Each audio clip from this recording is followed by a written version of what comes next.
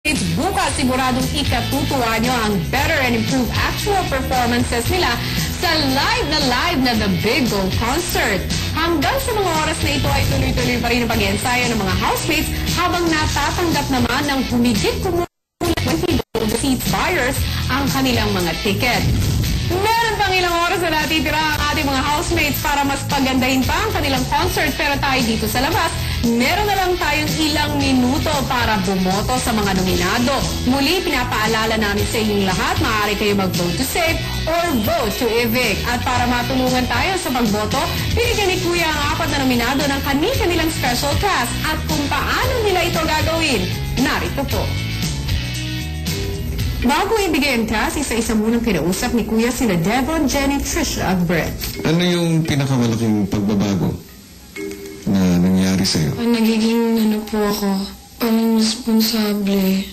Wala po mama ko, ganun. Ako lang po. Tapos parang, naisip ko po kaya ako po pala, kumilo sa sarili ko. Kung meron kang pinag-iinayangan na bagay na nagawa mo o hindi mo nagawa dito sa loob ng aking bahay, ano yun? Yung mga mali po ko pong ginawa. Like, sa Trisha, parang binablock ko po siya. Parang nagiging mean po ako pagdating po sa kanya. Kung meron kang isang bagay na gusto mong gawin para sa lahat ng mga housemate, ano yung pwede mong gawin? Pero gusto ko pong gumawa ng bagay na ikakatuwa po nila. Maglinis po ako sa girls' bedroom po. Nasashock po kasi sila lagi kapag nalilinis po yung room.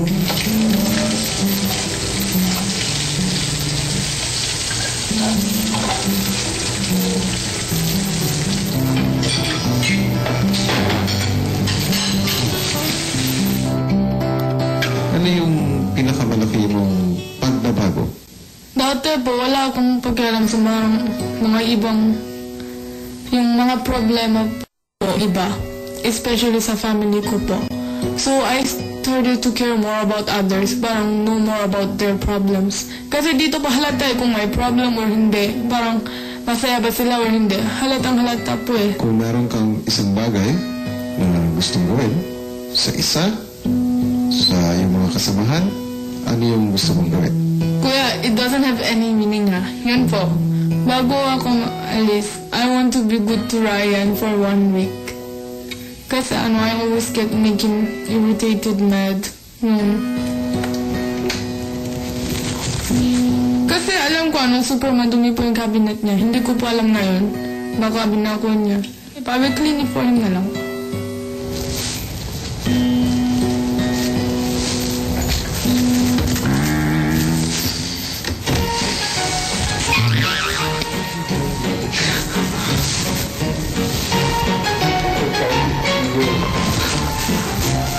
What are you doing?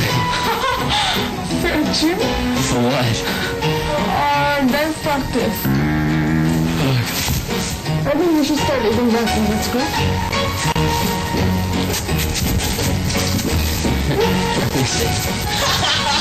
What? What is it? I was trying to steal something. I don't care what you're doing. It's Ryan's cabinet. Yeah, it's right. Okay, good. Baby Jane! Good. Baby Jane! Good. You should go out and help them. They're always working for you and they're always so lazy out. Let's go out. Hurry up. Why does Ryan be coming here? Quickly, do faster. Why are you cleaning? It's not cleaning. You are. You're tidying all his clothes. It's not. You're folding and putting it in his cabinet. It's just on top. After this, you didn't see what's going to happen. I don't understand. I really don't understand.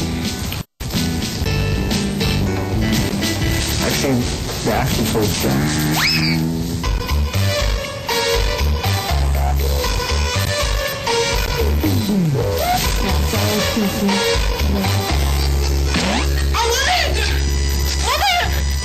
Nothing. It's okay. Ryan's so suspicious. Move your legs. You ready? You said you were listening. He came in. No one finally came and started. I told you! We're gonna do it now! Jenny, good luck naman sa'yo kung matapos mo yan.